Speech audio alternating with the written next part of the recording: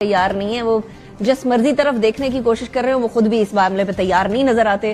तो हनूज दिल्ली दूरस्त वाली बात नोटिफिकेशन करने को तैयार नहीं है तो उस हुकूमत के साथ फिर मुज़ाकरात कैसे कर ले? मुज़ाकरात के लिए तो आपको इत्तेमाद का होना बड़ा। और अगर टीटीएपी ये डिसाइड करती है कि मुज़ाकरात होंगे तो फिर आप लोग सर तस्लीम खम करेंगे कि ठीक है मुज़ाकरात करेंगे?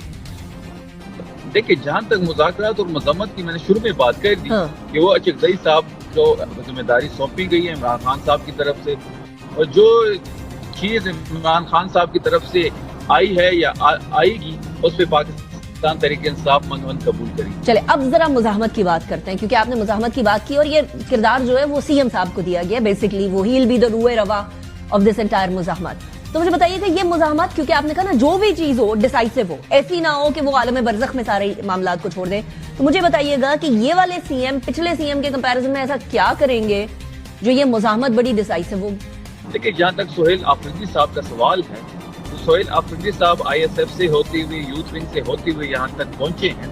वो मज़म्मत के चैंपियन है, मज़म्मत की सियासत के चैंपियन कहलाए जाते हैं। आपने देखा होगा कि जिस तरह से उनकी नॉमिनेशन के बाद जब से उन्होंने इस अहदे पे वो फाइज हुए हैं उसके बाद पाकिस्तान तहरीक इंसाफ में एक नई रूह आई हुई है। तमाम पाकिस्तान तहरीक इंसाफ मुत्तहिद हो गई है। जिस तरीके से वो मैस मोबिलाइजेशन खैबर पख्तूनख्वा में कर रहे हैं वो भी आपने देखा होगा, जिस तरीके से जलसे हो रहे हैं, जिस तरीके से स्ट्रीट मूवमेंट चलाई जा रही है।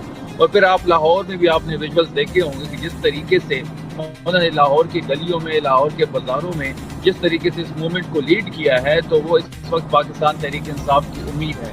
और मेरा ये मानना है अगर हम कुछ दिन मजीद लाहौर में गुजार लें कि एक और दौरे हम लाहौर के कर लें तो लाहौर की अवाम और पंजाब की अवाम ये समझ बैठेगी तो उनका वज़ीर आला सोहेल आफरीदी साहब। अच्छा, बड़ी इंटरेस्टिंग बात है इसलिए क्योंकि वहाँ से उज़्मा बुखारी साहबा कह रही हैं कि इनको तो जवाब देने वाला भी कोई नहीं।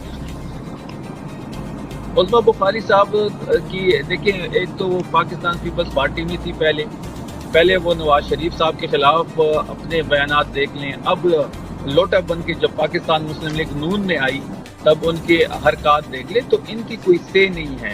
इनके घर में खुद फॉर्म 47 वाला मुर्दा जो है वो दफन है।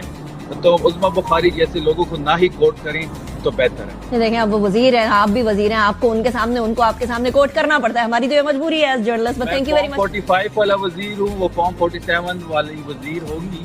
वो एक सहेलियों का गैंग है जो इस वक्त पंजाब पे मुसल्लत है। That's your point of view. Let's see आपकी मुज़ाहमत या मुफाहमत में से क्या काम करती है 2026 में। Thank you very much Shafiullah जान साहब for joining me in the